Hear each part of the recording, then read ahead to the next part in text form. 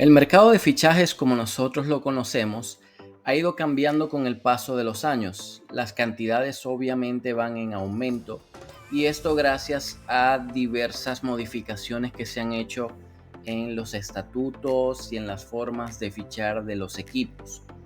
Todo comienza para mí desde el año 2003 cuando Roman Abramovich se hace con el Chelsea, un equipo que hasta ese entonces era un buen equipo, pero no era el Chelsea que conocemos hoy en día, era un equipo con pocas copas, con pocos reconocimientos. Sin embargo, eh, Roman Abramovich se hace con este equipo y a partir de ese momento hay un cambio principalmente en lo que es el mercado internacional. ¿Por qué? Porque el Chelsea, que era un equipo, eh, digamos, regular, no era un equipo tan representativo de Inglaterra como si lo era el Liverpool o el Manchester United, desde ese entonces forma o llega a formar parte de un, digamos, un grupo de equipos que representan lo que es el fútbol inglés, llámese Arsenal, llámese Manchester United, llámese el Liverpool, principalmente estos tres. En esa misma temporada que llega Roman Abramovich, comienza a realizar fichajes importantes, principalmente en esa temporada 2003-2004. Se hace con el jugador Hernán Jorge Crespo, uno de los mejores delanteros argentinos de la historia, por una cantidad que sobrepasaba los 26 millones de euros. Así como el irlandés, si no me equivoco, es su nacionalidad, Damien Duff, que jugó varios años para el Chelsea por una cantidad que superaba los 24 millones de euros. Simplemente en esos dos jugadores se sobrepasaba la cantidad de 50 millones de euros, que para ese entonces eran cantidades importantes. Fijémonos que en ese 2004 el Real Madrid se hace también con David Beckham por una cantidad que rondaba los 37-38 millones de euros, y el Barcelona a su vez se hacía con Ronaldinho, un Ronaldinho que llegó al Barcelona por 32 millones de euros. En el siguiente año, en la temporada 2004-2005, es o llega a ser en la historia una de las temporadas en donde el Chelsea ha invertido más para hacerse con buenos jugadores. En esta temporada llega Didier Drogba, uno de los mejores delanteros de la historia, por 38 millones de euros. También Ricardo Carvalho, Arjen Robben, Thiago Mendes, Paulo Ferreira, Peter Cech, incluso el central brasileño Alex.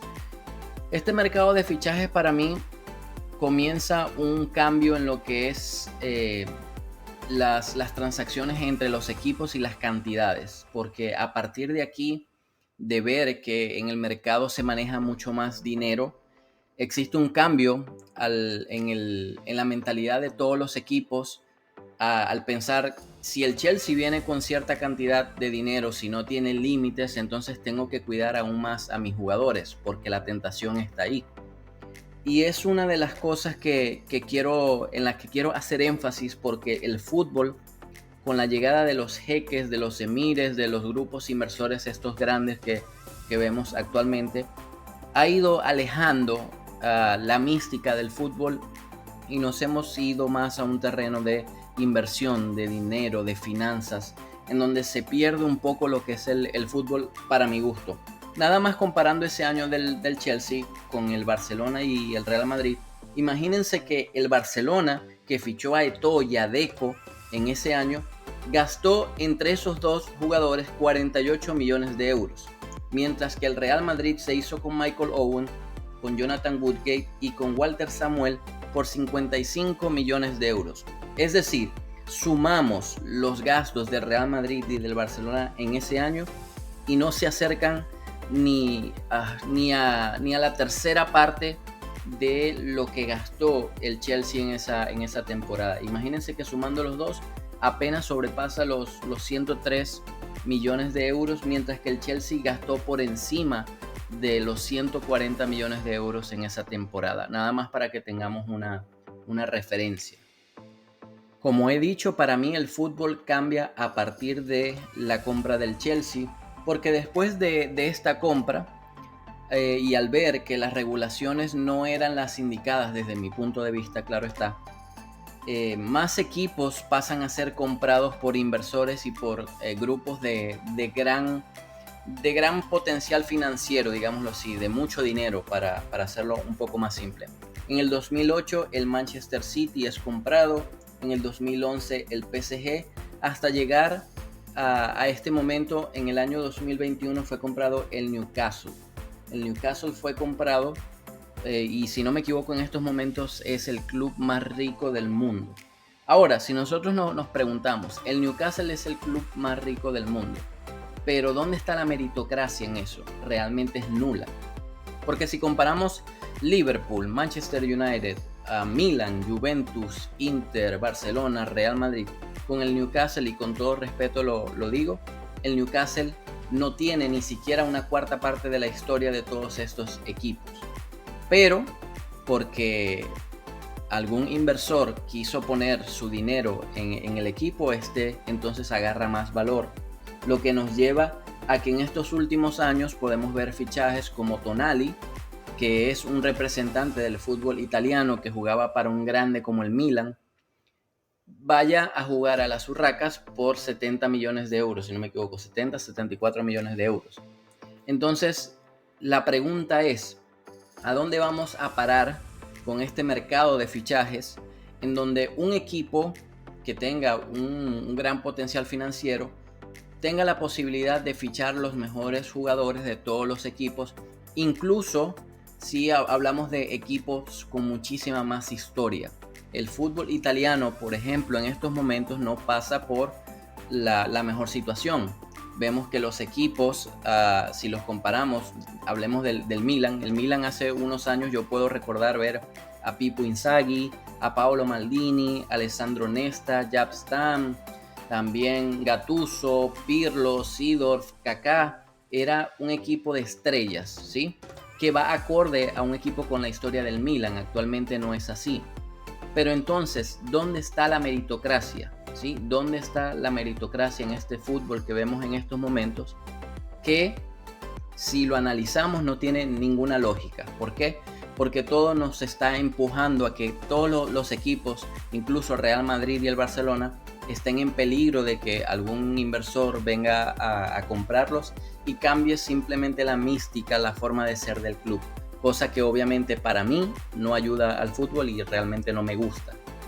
Nada más para que tengamos como referencia los últimos 10 años de gastos, entre gastos e ingresos por parte de los equipos, dónde están o dónde se encuentran los máximos ganadores, los equipos más representativos de la historia del fútbol. Hablemos del Milan, hablemos del Inter, hablemos de la Juventus, hablemos del Real Madrid, hablemos del Barcelona, del Bayern Múnich. Si lo vemos en esta tabla que nos muestra los ingresos y los gastos por parte de los equipos a nivel europeo, si vemos esta tabla, el único máximo exponente que podemos resaltar, o los únicos, son el Barcelona, el Milan y el Liverpool, quienes se encuentran en este top 10. También podemos hablar del Manchester United, considerado uno de los grandes de Inglaterra. Pero pregunto, enfocándome en el Manchester City, enfocándome en el PSG, en el Chelsea, en el Newcastle, en el Tottenham, ¿sí? Equipos que son ricos, llamémoslo así, equipos con mucho dinero. ¿Dónde está la meritocracia? ¿Sí? ¿Y por qué estos equipos tienen la posibilidad de hacer grandes inversiones e incluso quitarle jugadores a equipos con mucha más historia y con incluso mayores logros? El Arsenal también podría entrar dentro de los mejores equipos de Inglaterra, por eso no lo toco mucho, es uno de los máximos ganadores de la Premier League. Sin embargo, Manchester City, PSG, Newcastle, Tottenham, hablando solo de algunos, ¿sí?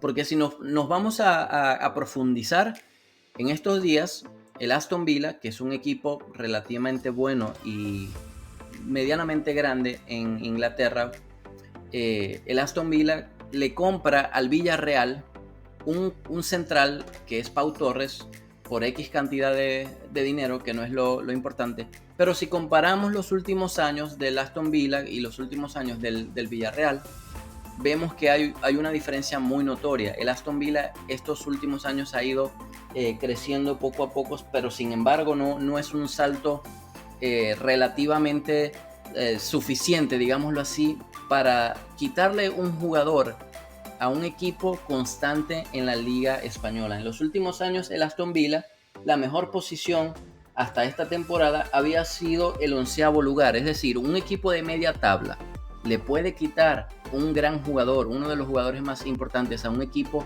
de la parte media alta de la tabla de España. Yo creería que no, más contando que el Villarreal ha jugado Champions en algunos de los últimos años, pero el dinero realmente es lo que está cambiando nuestro fútbol y es lo que creo que deberíamos tomar en cuenta para el siguiente análisis. En el año 95 el Ajax es campeón de la Champions, el Ajax de Van Gaal, en donde resaltan muchos jugadores importantes. Mark Overmars, los hermanos de Boer, Edgar Davids, Edwin van der Sar, Patrick Kluivert, Reisiger y muchos otros que al mencionarlos en la historia del fútbol podemos decir que fueron grandes jugadores. Actualmente hoy el Ajax es un equipo muy por debajo del nivel de ese equipo campeón de la Champions League.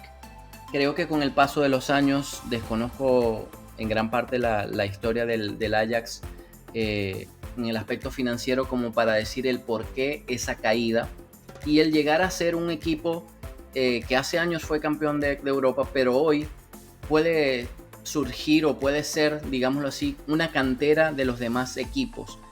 Muchos grandes de Europa van a fichar en el Ajax por la calidad de jugadores que se tienen. Entonces, comparando la situación del Ajax actualmente, que no es un equipo candidato para ganar la Champions normalmente, quiero hacer una similitud con el Barcelona. El Barcelona no gana la Champions desde hace unos 8 años, si no me equivoco. Y tristemente la gestión de Bartomeu, de Rosell y directivos pasados no ha sido la mejor, salvando a Joan Laporta. Lo que a mí me preocupa es todo el daño que hayan hecho estas gestiones junto a los malos resultados, sobre todo en Europa. Supongamos que viene Manchester United, ¿sí? Y le dice a Joan Laporta, le dice, tengo 200 millones para fichar y quiero a Pedri. Tenemos dos opciones, obviamente, uno es la venta y otro es quedárnoslo, ¿no? Pero yo me pongo en la cabeza del jugador y digo, me van a pagar el triple, ¿sí? Me voy a una liga que está en crecimiento, a un equipo que tiene mucho dinero y puede crear un muchísimo mejor equipo de lo que quizás en estos días pueda ser el Barcelona. Yo como jugador me vería tentado a irme a ese equipo. ¿Y por qué esto es importante? Porque ese dinero, esa inversión de los equipos que los dueños son grupos de inversores y emires y jeques y todo esto, lo que hace es arruinar un poco la historia y la mística de los equipos grandes que no poseen ese capital financiero, llámese un Milan, llámese una Juventus, llámese un Barcelona, que no pueden competir ante una oferta de un equipo como estos. Lo peor de todo es que no se ve una solución, no se ve que realmente vaya a haber una modificación en los estatutos que permita tener un mejor nivel de fair play financiero y que los equipos que tengan mayor inyección de dinero, además de que tienen mucho dinero, no es simplemente por los méritos futbolísticos, sino que lo traen de afuera, de negocios de afuera del fútbol, lo que me parece un error totalmente, porque premia realmente al que tenga más dinero, no al que juegue mejor, al que consiga más títulos. Veamos el caso, por ejemplo, del Newcastle. Entonces, esto lo que hace es pensar que en algún día, espero que no, el Barcelona puede llegar a ser un Ajax, un equipo formativo, un equipo que sea un paso más para dar un salto a un Manchester City, a un PSG, a un Arsenal, a equipos con mucho mayor desarrollo financiero? No lo sé y espero que no realmente. Pero al punto al que quiero llegar es que no podemos competir en el mercado de fichajes ante estas grandes empresas llamadas equipos, pero que tienen detrás mucho capital. Por eso quiero llegar al punto de Araujo y de Pedri, quienes fueron dos fichajes que llegaron a muy bajo coste y que realmente creo que son el ejemplo de cómo se deben hacer las cosas, sobre todo en esta situación en la que estamos, en donde no podemos fichar por grandes cantidades como sí lo están haciendo muchos equipos a nivel internacional y sobre todo en la liga inglesa. Creo que a partir de aquí la cantera debe tener más importancia al momento de fichar a estos jugadores que deben llegar principalmente por un bajo coste. Creo que la cantera debe ser su primera casa, en donde se relacionen más con lo que es la cultura del país, aprendan el idioma si no lo conocen, se pulan más en el sistema Barça, en lo que es el Barcelona, en lo que es el juego de posición, en lo que es la presión. Además de que me parece que fichar de esta manera es un menor riesgo, porque se puede evaluar más de cerca e incluso corregir fallas que vengan desde los clubes de formación de estos jugadores, y pueden llegar aún más preparados para el primer equipo. No todos los fichajes saldrán bien, estamos claros en eso, pero soy del pensamiento en que es mejor gastar 40 millones en 5 jugadores, ¿sí? de muy poca edad, que puedan explotar, que yo mismo pueda ver, que yo mismo les pueda enseñar mi filosofía, en vez de fichar por 40 millones a un jugador que puede ser muy bueno, pero que siempre existe la posibilidad de fallar. Por otro lado, uno de los aspectos más importantes para mí, digamos que un jugador, hablemos de Fabrizio Díaz, un pivote del que se está hablando mucho en estos días. Supongamos que él llega a la cantera y se le enseñan todos los valores, se le enseña la forma de jugar del Barcelona. ¿Y cuál sería el próximo paso? Digamos que no hay forma de darle oportunidad en el primer equipo porque ya la plantilla está completa. Hay que buscar sesiones de calidad. En este caso coloco la imagen de Abde, porque Abde es un vivo ejemplo de un jugador que sí aprovecha la sesión. Pero muchas veces no es culpa de los jugadores, sino del equipo, que por sacarse una ficha de encima simplemente cede al jugador sin pensar en el bien o sin pensar si realmente es una sesión de calidad, una sesión valiosa. ¿A qué llamo yo una sesión valiosa? Una sesión a un equipo que practique un fútbol similar, en donde el jugador pueda aprender el concepto del juego de ataque, pueda tener minutos, acumular experiencia.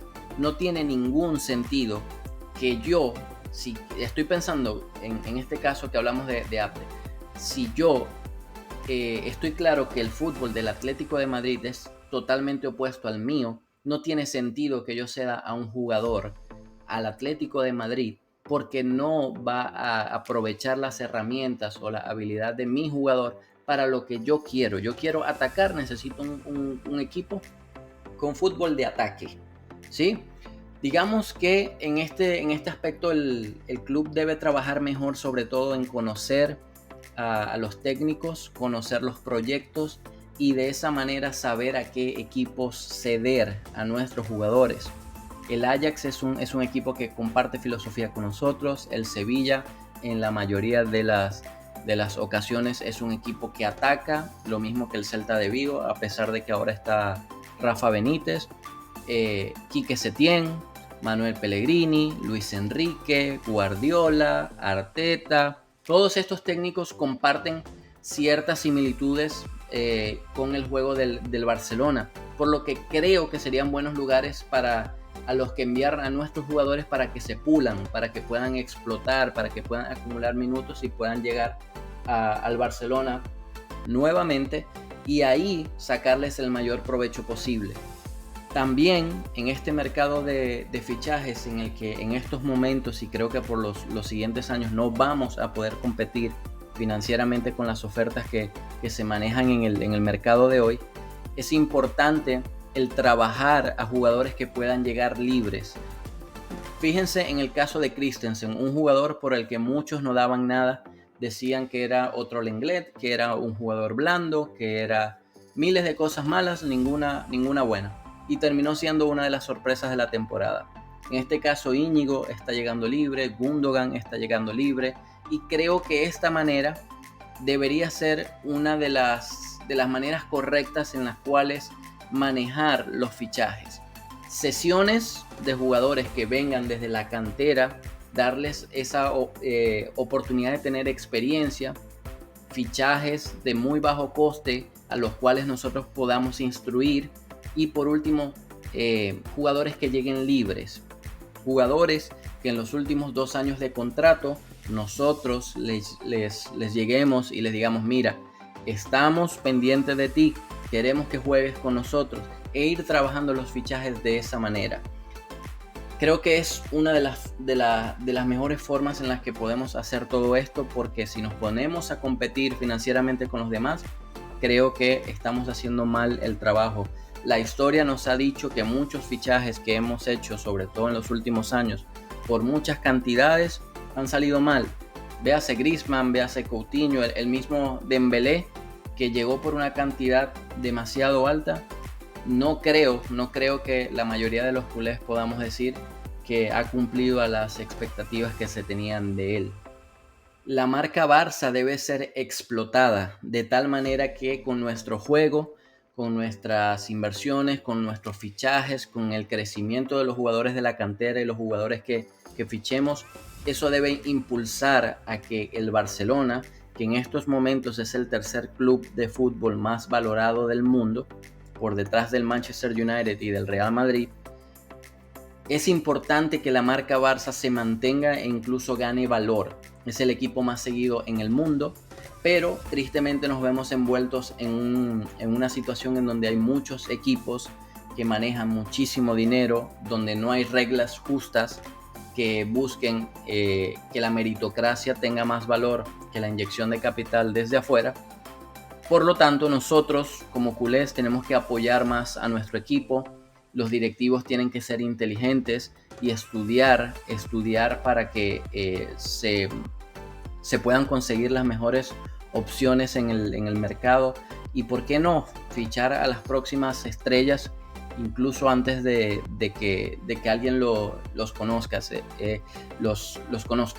Es mejor invertir en unos cazatalentos realmente buenos que nos permitan conseguir muchos jugadores por bajo coste, pero que nosotros mismos podamos formar, que nosotros mismos podamos ver crecer, que nosotros mismos podamos ceder para que se vayan puliendo y lleguen al primer equipo de una manera mejor de lo que se está haciendo en estos momentos, donde no las últimas sesiones que se han hecho desde mi punto de vista no han sido del todo buenas.